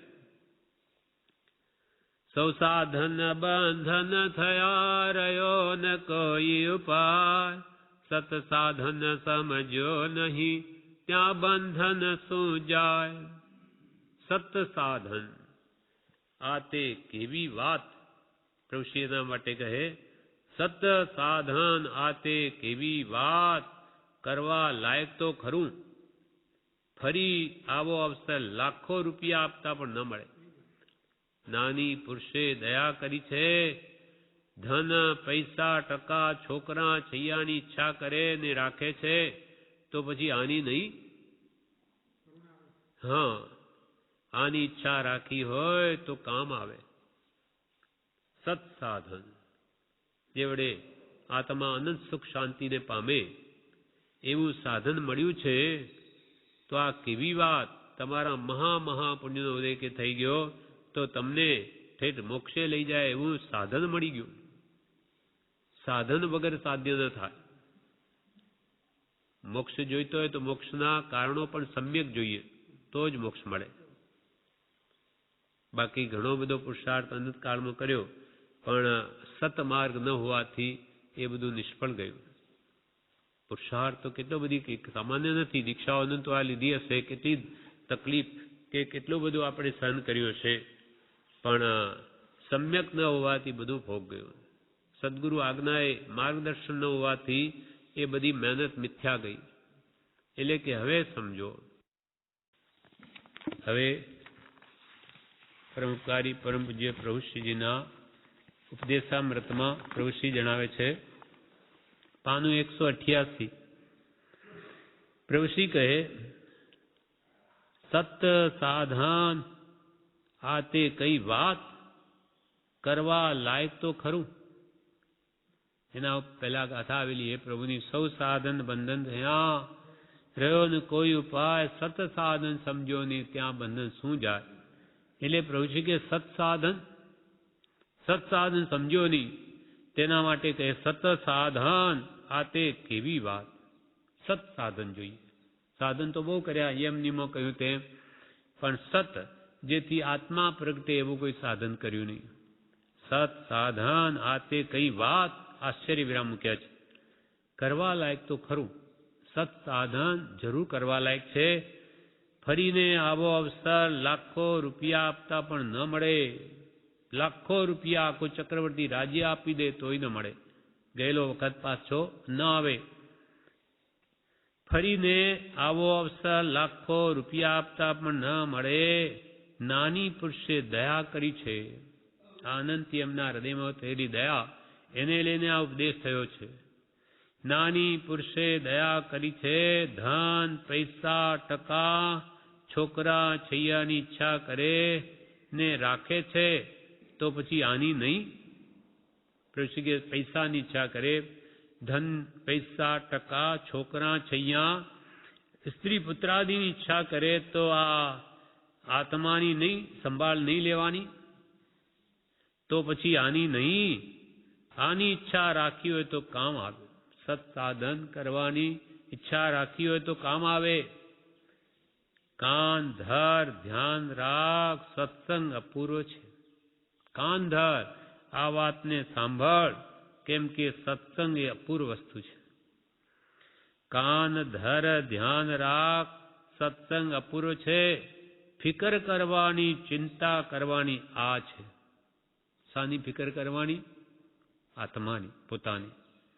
એનું કલ્યાણ કેમ થાય એ ચિંતા કરવાની છે, બીજી નહીં. એ તો પ્રારબ્ધ અનુસાર બધું પૂર્વે બાંધ્યું છે, થયા જ કરવાનું.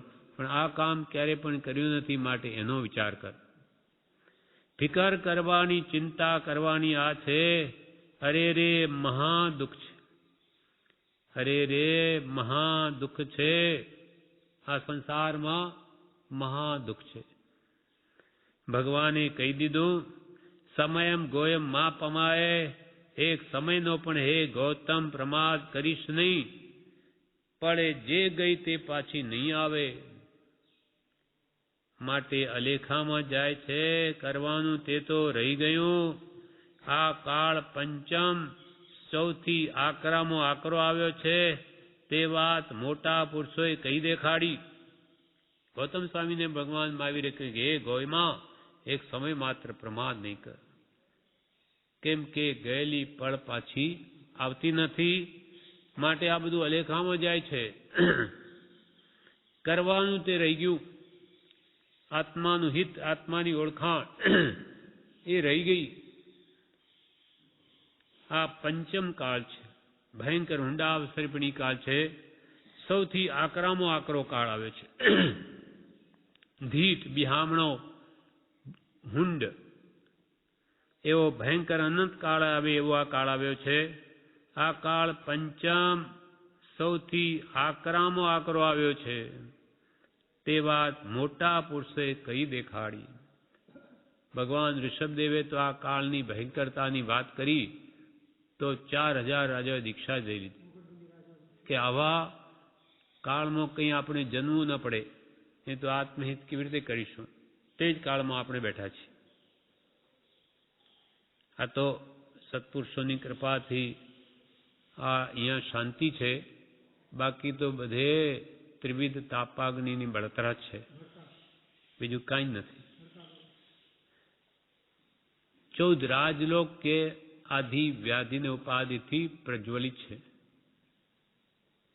એ વાત મોટા પુરુષોએ કહી દેખાડી. સમાધિ સાથી હોય, સમાધિ સાથી હોય, આત્મા પરિણામની સ્વસ્થતા કેવી રીતે પ્રાપ્ત થાય? હવે કંઈ છે ત્યારે પહેલો મુમુક્ષુ કહે સત્પુરુષના દર્શન અને જોગ એ બે જોઈએ. હવે કંઈ છે તો મુમુક્ષુ શું કહે? બીજું તો શું જોઈએ? કે એક તો સત્પુરુષના દર્શન જોઈએ અને એનો યોગ જોઈએ. આ બે જોઈએ. એ કહેશે એટલે જ યોગ્યતા નથી. દર્શન તો છે, નાની મળી ગયા એટલે પ્રભુશ્રી એ જ કહે છે કે જાણે અમે છીએ જ ને, પણ બધું ગફલતમાં જાય છે, યોગ્યતા નથી. માટે મુમુક્ષુ કહે સત્પુરુષના દર્શન અને જોગ એ બે જોઈએ. ત્યારે પ્રભુશ્રી કહે ગફલતમાં જાય છે. અમે બેઠા છીએ સાક્ષાત, પણ બધું ગફલતમાં, ઓળખાણ નથી. ચિંતામણી જેવા મનુષ્ય ભાવ તેમે તેને આમ સામાન્ય કરી નાખ્યો.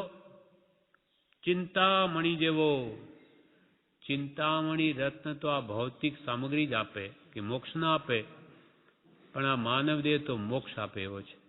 એથી પણ વિશેષ છે. ચિંતામણી જેવા મનુષ્ય ભાવ તેને આમ સામાન્ય કરી નાખ્યો. ખબર નથી. હીરો બાળકના હાથમાં આવ્યો પણ તેને ખબર નથી. તેમ જગતમાં ઓળખાણ નથી. બાળકના હાથમાં હીરાની શું કિંમત? એને તો કાંકરા જેવો લાગે, જ્યારે ઝવેરીને એની કિંમત હોય. હીરો બાળકના હાથમાં આવ્યો પણ તેને ખબર નથી. તેમ જગતમાં ઓળખાણ નથી. બીજું બધું માયાનું જોવા દોડે છે. ધૂળ પડી તેમાં, પણ જે જોવાનું છે તે રહી ગયું છે. બીજું બધું કે માયા મોહ કરે એ જોવા દોડે. પ્રભુ કે ધૂળ પડી તેમાં, ધૂળ પડી તેમાં, પણ જે જોવાનું છે તે રહી ગયું છે. જે પોતાના સહજાત્મ સ્વરૂપ જે અનંત સુખમય છે એને જોવાનું રહી ગયું છે. આત્મા જેવી કોઈ વસ્તુ નથી. આત્માથી સૌ હીન છે. આત્મા જેવી કોઈ વસ્તુ નથી. તેની હવે ક્યાં સંભાળ લેશે? બફમમાં ગયું. ઘરેણા, ગાંઠા, લુગડા, લત્તા વગેરે મારા મારા કરે, પણ આત્મા નહીં. પ્રભુ કહે છે કે ધૂળ પડી તારી આ મોહ માયા મમતામાં જે જોવાનું કરવાનું રહી ગયું છે. આત્મા જેવી કોઈ વસ્તુ જગતમાં છે નહીં. હવે ક્યાં સંભાળ લેશે? બીજાની બધું બફમમાં ગયું.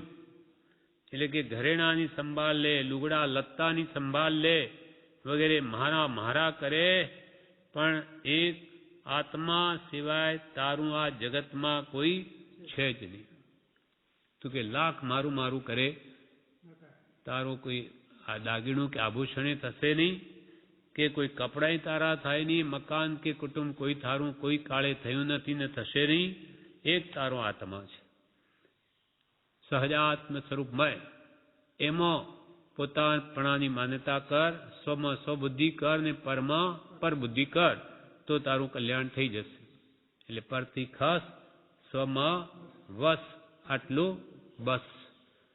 પણ આ કહેવા માત્રથી થતું નથી. એના માટે હજારો શાસ્ત્રો લખાઈ ગયા કે કોઈ રીતે જીવને આત્માની ઓળખાણ થાય તો એનું કલ્યાણ થાય. આ પ્રમાણે પ્રભુશ્રીજી આગળ જણાવે છે, જે આપણે આવતીકાલે લઈ શકીએ. પરમ ઉપકારી પરમ પૂજ્ય પ્રભુશ્રીના ઉપદેશામૃતમાં પાનું 188. પ્રભુશ્રી કહે, કૃપાલદેવનું પદ, હું કોણ છું, ક્યાંથી થયો છું, સ્વરૂપ છે મારું ખરું. હું કોણ છું, ક્યાંથી થયો, શું સ્વરૂપ છે મારું ખરું. કોના સંબંધે વળગણા છે, રાખું કે પરહરું. કોના સંબંધે વળગણા છે, રાખું કે પરહરું. હું કોણ છું? કૃપાલદેવનું બહુ પુણ્ય કેરા પદ. હું કોણ છું? હું સત્પુરુષનો શિષ્ય છું. બ્રહ્મચારી એમ લખ્યું, હું કોણ છું? સત્પુરુષનો શિષ્ય છું. બીજી રીતે ફરી કહ્યું કે હું તો નાની પુરુષે જોયો જાણ્યો અનુભવ આત્મા છું. મેં નથી જાણ્યો.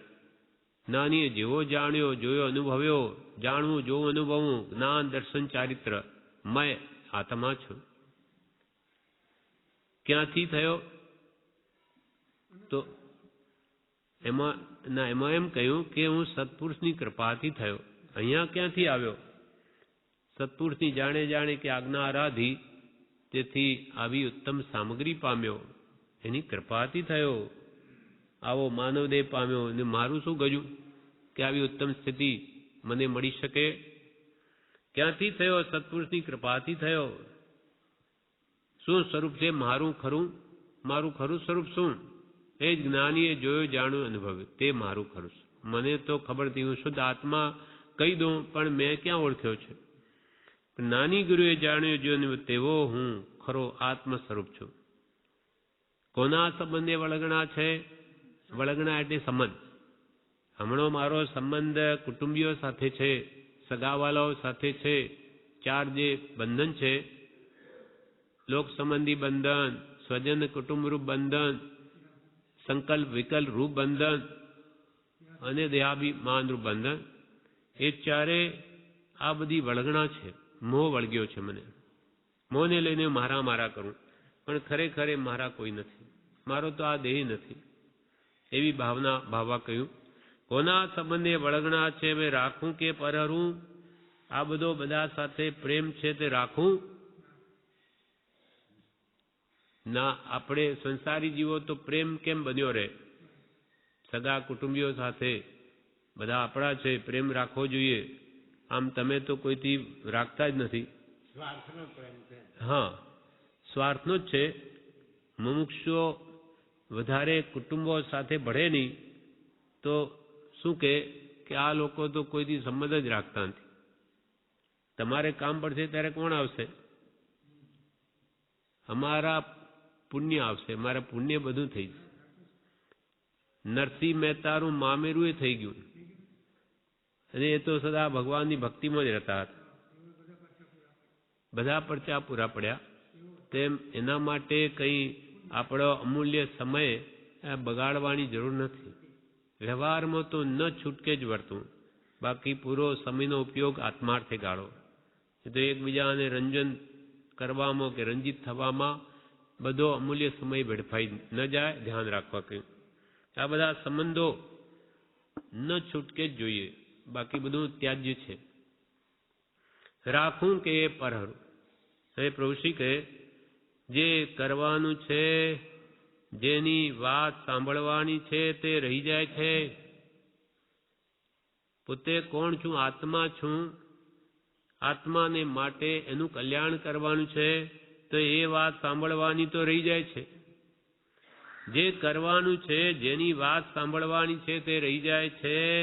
બીજી વાતો કાન ધરીને સાંભળશે અને આ નહીં. બીજી વાતો તો બધી કાન ધરીને સાંભળે. શું કહ્યું તમે? આજે શું આવ્યું છાપામાં? બજેટ આવી ગયું. તો કે શું ઘટબડ થઈ કોને? અથવા ફલાણું શું થયું એની કેવી જિજ્ઞાસા રહે. તેમ પણ કે આ બીજી વાતો કાને ધરીને સાંભળશે, પણ આ નહીં, આત્માની વાત નહીં. આ તો હું જાણું છું, મને ખબર છે. આમાં શું? પ્રભુશ્રી કે જ્યારે જુઓ ત્યારે આત્મા, આત્મા ને આત્મા. ત્યારે પ્રભુશ્રી એકવાર મુક્ષે પૂછ્યું, પ્રભુ આપ તો જ્યારે હોય ત્યારે આત્મા, આત્મા ને આત્મા. ત્યારે પ્રભુશ્રી કે શું આત્મા નહીં તો શું જડ? જડમાં તો આ જી મોયો પડ્યો જ છે. આખો દાડો શાનામાં મોહ કરે? જડમાં. શરીરે જડ, જે પૌદ્ગલિક પદાર્થ સુખરૂપ માની એ બધા જડ. જે જડમાં તો મોયો જ છે. હવે અહીંયાથી એને ઉઠાડવો છે, એટલે આત્મભાવમાં લાવવો છે. પ્રભુ કે આ જીવ નકટો છે, એને નાક કાપી નાખવાનું છે. આવા અનેક શબ્દો બોલે કે કોઈ પણ રીતે એને જગાડવો છે મોહ નિદ્રામાંથી. જે કરવાનું છે, જેની વાત સાંભળવાની છે તે રહી જાય છે. બીજી વાતો કાન ધરીને સાંભળશે ને આ નહીં. આ તો હું જાણું છું, મને ખબર છે, પણ નહીં, ખબર નથી. પ્રભુ નહીં, તું ભલે કે મને ખબર, તને ખબર નથી. ખાલી આપણે આત્મા છું જ્ઞાની ના કહેવાથી બોલી ગયે, કંઈ આત્મા ભાવ પ્રગટે નહીં. પ્રભુ કે નહીં, ખબર નથી તને, ખબર નહીં. થપ્પડ વાગી નથી, થપ્પડ વાગી નથી. બોધરૂપી લાકડી સોટી વાગી નથી. એ તો ઊંઘમાંથી ઉઠી જાય. પણ પ્રભુ કે ધોતિયારૂપ કર્મ ઓઢેલા હોય તો વાગે, એક સોટીથી ઉઠી જાય. પણ ગોદડા કેટલા બધા ઉપર ઓઢેલા હોય, એના ઉપર સોટી તો શું સોટું મારે ને તોય ન વાગે. એટલે એટલો બધો કર્મથી જે ભારે છે કે એટલો બધો ઉપદેશ આટલા વર્ષોથી ભગવાનો કહે તોય અસર નથી થતી. એટલે બહુલ કર્મી છે. પ્રભુશ્રી કહે આ તો હું જાણું છું, મને ખબર છે, પણ નહીં, ખબર નથી. થપ્પડ વાગી નથી. કંઈ ન આવડે તો પણ આત્મા છે. નાની કહે છે તે મને માન્ય છે. તેમાં કંઈ પૈસા ટકા આપવાના નથી, પણ એક વિચાર કરવાનો છે. પ્રભુશ્રી કહે કે તને ભલે ને કંઈ ન આવડે પણ એટલું તો તું કરી શકે ને કે તું આત્મા છું. એ ભાવ તો દ્રઢ કર. કંઈ ન આવડે તો પણ આત્મા છે. નાની કહે છે તે મને માન્ય છે. વાત છે માન્યાની. નાની કહે તું આત્મા, મને ખબર નથી, આટલું તો માન. તેમાં કંઈ પૈસા ટકા આપવાના નથી કે ભાઈ તું પોતાને આત્મા માનીશ તો તારા પૈસા ઓછા થઈ જશે કે તને પૈસા આપવા પડશે. કંઈ એમાં તો છે નહીં. તેમાં કંઈ પૈસા ટકા આપવાના નથી, પણ એક વિચાર કરવાનો છે. કર વિચાર તો પામ, આ પ્રત્યક્ષ પુરુષના વચન છે. જેને આત્મા પ્રત્યક્ષ છે, પ્રગટ છે, એવા પુરુષના આ વચન છે. કૃપાળદેવનું આ વચન કે જેને આત્મા પ્રત્યક્ષ છે. અમે દેહધારી છીએ કે કેમ તે સંભાળીએ ત્યારે માણ જાણીએ છે, એવા પુરુષના વચન છે. જેને આત્મા પ્રગટ પ્રત્યક્ષ પુરુષોત્તમ થયેલા એવા પરમ કૃપાળદેવના વચન છે. માટે તું કર વિચાર તો પામ. પણ એક આ વિચાર કરવાનો છે કે કર વિચાર તો પામ, આ પ્રત્યક્ષ પુરુષના વચન છે. પ્રત્યક્ષ પુરુષના વચન છે. તે સાંભળવામાં લાભ હોય. આ વાત કે તમે સાંભળો તેમાં તમારે લાભ જ છે. એ આત્મા તો જ્ઞાનીએ જોયો, ત્યાં ચર્મચક્ષુથી નહીં જોવા, દિવ્ય ચક્ષુ જોઈથી જોવાશે. તે જ્ઞાન છે, જ્ઞાન ચક્ષુ છે. જ્ઞાન ચક્ષુથી આત્મા દેખાય, આ ચામડાની આંખથી નહીં. જ્ઞાનીઓએ જોયો પોતાના આત્માને, માટે આપણને કહે છે કે આ વાત તમે સમજો અને માનો. આ બધા કોણ છે? કોણ સાંભળે છે? આત્મા. આત્મા ન હોય તો કોઈ સાંભળે? હવે પરમ ઉપકારી પરમ પૂજ્ય પ્રભુ શ્રીજી દેશામૃતમાં જણાવે છે, પાનું 188. આ બધા કોણ છે? આ બધા કોણ છે?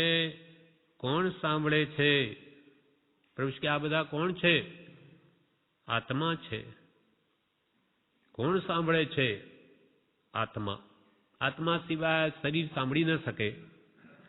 આ બધા કોણ છે? કોણ સાંભળે છે? આત્મા. જે વાત કરવા જેવી છે તે પડી રહી છે અને પર વસ્તુ જુએ છે. જે વાત કરવા જેવી છે આત્માની એ તો પડી રહી અને આ જે શરીર આદિ પૂતગલને જ જુએ. જે વાત કરવા જેવી છે તે પડી રહી છે અને પર વસ્તુને જુએ છે. આ જીવ કલ્પનાઓ કરે છે અને તેનો તો પાર ન આવ્યો. અનાદિકાળથી જીવ કલ્પનાઓ કર્યા જ કરે અને એનો તો કોઈ કાળે પાર આવતો જ નથી. આ જીવ કલ્પનાઓ કરે છે અને તેનો પાર તો ન આવ્યો. પોકાર કરું છું હો. પ્રભુ શ્રી દયાલ આવીને શું કહે? પોકાર કરું છું હો. બીજી જગ્યાએથી છૂટીને આત્માની જગ્યાએ કેમ બેસાય? વિશ્વાસ ક્યાં છે? નહીં તો કહી દઈએ. પોકાર કરું છું હો. પોકાર કરીને તમને કહું છું કે બીજી જગ્યાએ છૂટીને હવે આત્માની જગ્યામાં આવો, પોતાના ઘરમાં આવો. પણ વિશ્વાસ ક્યાં છે? વિશ્વાસ ક્યાં છે? નહીં તો કહી દઈએ. નાનીના વચન અંતરમાં કોતરીને ટાંકીને રાખો. જેમ માં કડવું ઓસડ હિતને માટે પાય તેમ કહેવું છે. શ્રી જ્ઞાનીનું વચન અંતરમાં કોતરીને ટાંકીને રાખો. ટાંકણાથી પથ્થરમાં કોતરી દે અક્ષરો કદી જાય નહીં, તેમ એવું કોતરી નાખો તમારા અંતરમાં કે ભૂસાય જ નહીં. નાનીના વચન અંતરમાં કોતરીને ટાંકીને રાખો. જેમ માં કડવું ઓસડ હિતને માટે પાય તેમ કહેવું છે. કડવી દવા છે છતાં બાળકને પકડીને રડાવી નહીં પાય. કેમ? તો કે એનો રોગ મટી જશે. એને ભાન નથી, પણ એનું ભલું કેમ થાય તેમ માં રડાવીને પણ ઓસડ પાય. તેમ અમે કહીએ છીએ તમારા હિત માટે છે, એમ સમજો. જેમ માં કડવું ઓસડ હિતને માટે પાય તેમ કહેવું છે. આત્મ ભાવના ભાવતા જીવ લહે કેવળ જ્ઞાન રે. આત્મ ભાવના ભાવતા, આત્મ ભાવના ભાવતા જીવ લહે કેવળ જ્ઞાન રે. આમાં શું કીધું? પણ તું તે સાંભળ, માન્ય કર. આત્માની ભાવના ભાવતા ભાવતા ઠેર કેવળ જ્ઞાનને પામીશ. કે આમાં શું કીધું? આત્માની ભાવના કરવાનું કહ્યું, પણ તું તે સાંભળ, માન્ય કર. આ વાતને માન. સાંભળ તો કામ થઈ ગયું. સાંભળ એટલે આ વાત સમજ અને આત્મ ભાવના કર તો તારું કામ થઈ ગયું. આખો દાડો કઈ ને કઈ ભાવ વિકલ્પ તો થયા જ કરે, પણ શાના? સંસારના, મોહના, હા પરના, સ્વના નહીં. પર પદાર્થને વિકલ્પ કરે એટલે રાગ દ્વેષ ભાવો થાય, કર્મ બાંધે. માટે હવે સ્વ સ્વરૂપનો વિચાર કર, સહજાત્મ સ્વરૂપનું ધ્યાન કર કે મારા આત્મામાં સંકલ્પ વિકલ્પ છે જ નહીં, શું કામ દુઃખી થાઉં? આત્મ ભાવના ભાવતા જીવ રહે કેવળ દાન રે. આમાં શું કીધું? પણ તું તે સાંભળ, માન્ય કર. સાંભળ તો કામ થયું. ભાવ કરે તો કામ થાય. ભાવ એ પ્રમાણે પોતાની પરિણતિ, ભાવોને પરિણામ આવે તો કામ થાય. બીજાની ફિકર અને ચિંતા કરે છે તો આની નહીં. બધાની ચિંતા ફિકર કરે તો તારા આત્માની નહીં. બીજાની ફિકર અને ચિંતા કરે છે તો આની નહીં. બેઠો બેઠો કલ્પનાઓ કરશે, પણ તે તો બધા બાંધેલા સંસ્કાર, બીજા વિકલ્પો કર્યા જ કરશે. પણ એ તો કર્મને આધીન થવાનું જ છે. જે પ્રમાણે આપણે બાંધીને આવ્યા એ થવાનું જ. એમાં બહુ સંકલ્પ વિકલ્પ કરે કમ ફરક ન પડે, પૂરતા કર્મ બંધાય.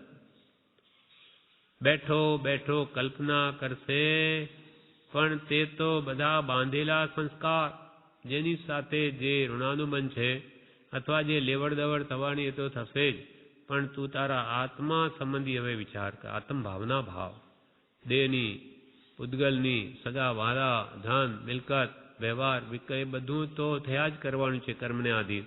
એના બહુ વિકલ્પ કર્મ, એવું દેહ આવે તે ક્ષમતા એ કાર્ય પતાવી ઉપલબ્ધ મનથી અને આત્મ ભાવનાને ભાવ.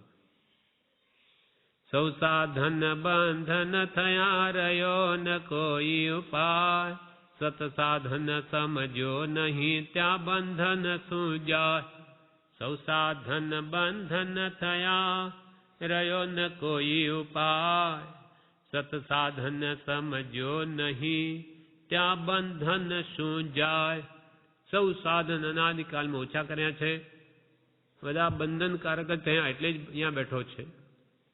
રહ્યો ને ભગવંત હવે મારી પાસે કોઈ ઉપાય નથી, મને કંઈ ખબર જ નથી. મેં મારી બુદ્ધિએ તો ઘણા ઉપાય લડાવ્યા અનંતકાળના પરિભ્રમણમાં, પણ બધા જ કર્મ બંધાવનાર જ થયા. કેમ કે સત સાધન સમજો જ નહીં. સત જેથી આત્મા પ્રગટ થાય એવું જે સાધન, સત્ય સાધન આપે બતાવ્યું તો હું સમજો જ નથી. સમજે નહીં તો પછી જીવનમાં કેમ ઉતરે?